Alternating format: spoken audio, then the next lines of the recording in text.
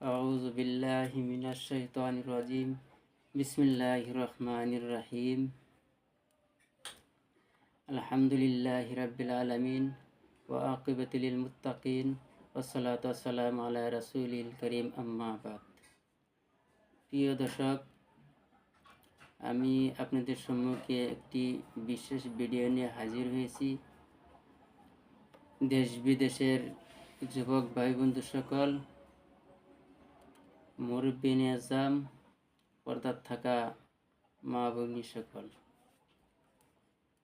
আল্লাহর ফজলে বিশেষ কুরআনি একটি আমল নিয়ে আপনাদের সম্মুখে হাজির হয়েছি।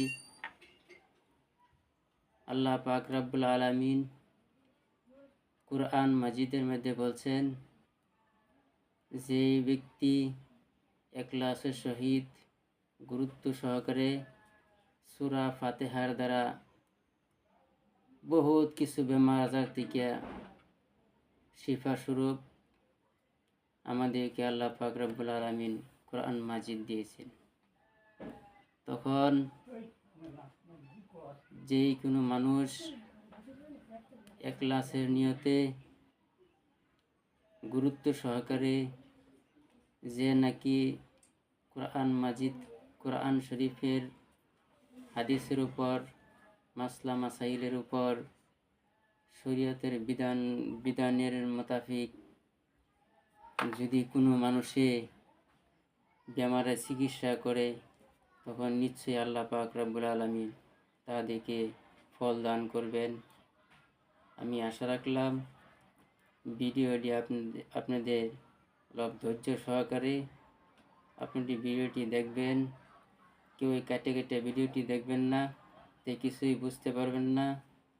তখন ভিডিওটি দেখার পরে যদি আপনাদের ভালো লাগে তো লাইক শেয়ার করবেন, যাতে বিভিন্ন মানুষে যাতে ভিডিওটি দেখতে পারে। এই দেহাতে আপনারাও সবের অংশীদার হইবেন, আমিও সবের অংশীদার হইব। বিসমিল্লাহির রহমানির রহিম। দেখেন,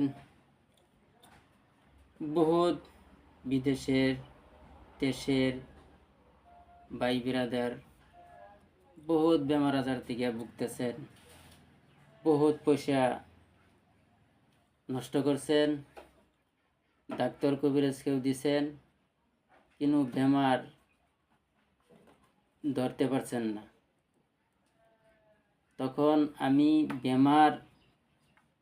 যেই কোনো বেমার, বিভিন্ন ধরনের বেমার ধরার জন্য আমি একটি ভিডিও আপনাদের সম্মুখে দিতেছি। তখন ভিডিওটা দেখলে বুঝতে পারবেন আমাদের বেমার কেমনে ধরা পড়ে। তখন দেখবেন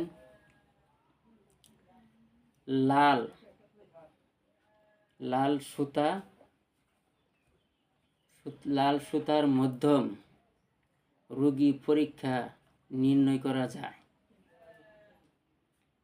তখন যদি কোনো মানুষের বেমার আজার ডাক্তার কবিরাজে ধরতে পারে না, তখন উপায় একটাই, আমি আপনাদের সম্মুখে যেই পরীক্ষাটা দিতেছি, তখন আপনারা নিজেই ওই কাজটা করতে পারবেন। তখন কাজ করার জন্য সহজ পদ্ধতি, সহজভাবে আপনাকে আমলটা দিতেছি। তখন যদি কোনো মানুষের রোগ, তখন আপনারা প্রথমে এই রোগীটার শরীরটা পাক পবিত্র করবেন করিয়া, তখন যেই ঘরের মাঝে থাকে, তখন ঘরটাও অল্প লেপাপোছা করবেন করিয়া, ওই ঘরের ভিতরে গোলাপ জল ছিটাইয়া দিয়ে, তখন রুগীটারে আপনারা উত্তর দক্ষিণে শোয়াইবেন। শোয়ানোর পরে সুতার ধারা, ওই সুতাটা অল্প পাক দিবেন। পাক দিয়ে মাথার চুলের গুড়ির থেকে নিয়ে ঠ্যাঙ্গের বুড়ি আঙ্গুলের মাথা মন্ত্র নিয়ে আপনারা সুতাটা মাপ দিবেন। সুতাটা মাপ দিয়ে তখন ওই সুতাটা এরকমভাবে মাপ দিবেন, পুরা টাইনিয়া ধরিয়া মাপ দিবেন, দিয়া বেশটি যেখানে সুতা থাকে এই সুতাটা আপনি কেটে ফেলে দেবেন। ফেলে দিয়ে ওই সুতাটা আপনার ডান হাতের মাঝে সুতাটা রেখে তখন আপনি ওই কাজটা করবেন। আউযুবিল্লাহ বিসমিল্লাহ পড়িয়া এই সুতাটা একবার ফুঁক দিবেন। তারপরে সূরা ফাতিহা পড়িয়া এই সুতাটার মধ্যে আবার ফুঁক দিবেন। তারপরে কুলিয়ার সূরাটা পড়িয়া ওই সুতাটার মধ্যে আরেকবার ফুঁক দিবেন।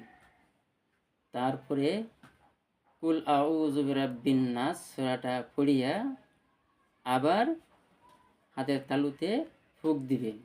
ফুঁক দিয়ে পুনরায় আগে যেইভাবে মাপছিলেন ওইভাবেই মাপ দেন। সুতাটা মাপ দেওয়ার সাথে যদি দেখেন সুতাটা লম্বা হয়ে গেছে, এক আঙ্গুল লম্বা হয়ে গেছে, তখন বুঝতে পারবেন ওই রোগীর উপরে মানুষে জাদুটুনা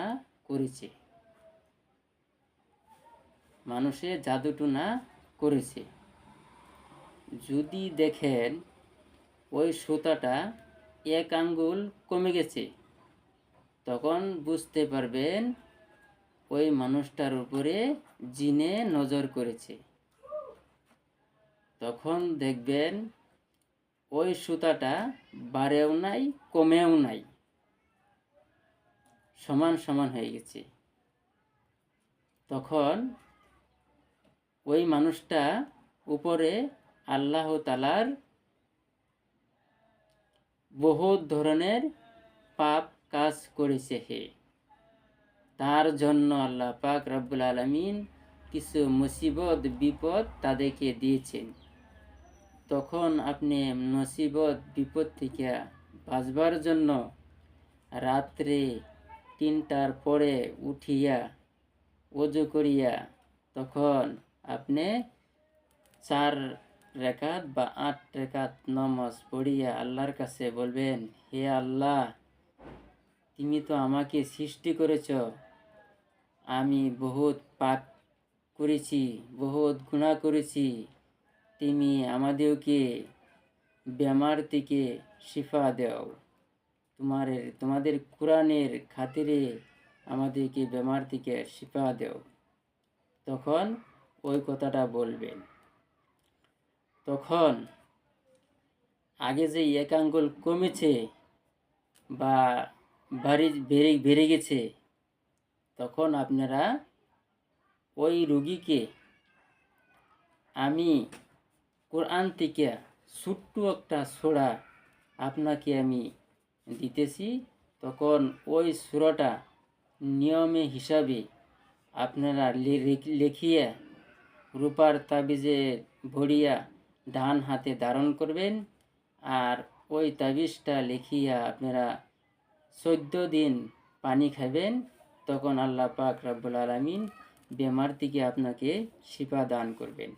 সূরাটা হইছে ওই আউযু বিল্লাহি মিনাশ শাইতানির রাজিম, বিসমিল্লাহির রহমানির রহিম, আলহামদুলিল্লাহি রাব্বিল আলামিন, আর রহমানির রহিম, মালিকি ইয়াউমিদ্দিন, ইয়াকা না'বুদু ওয়া ইয়াকা নাস্তাঈন, ইহদিনাস সিরাতাল মুস্তাকিম, সিরাতাল লাযীনা আন'আমতা আলাইহিম গায়রিল মাগদুবি আলাইহিম ওয়ালাদ-দাল্লিন।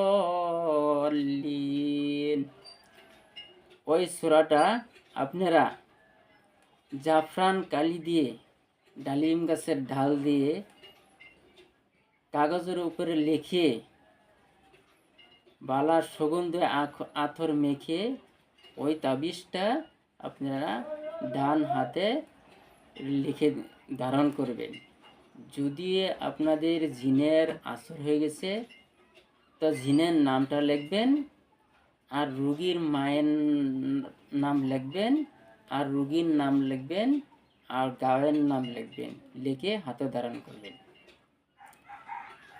তারপরে যদি আপনাদের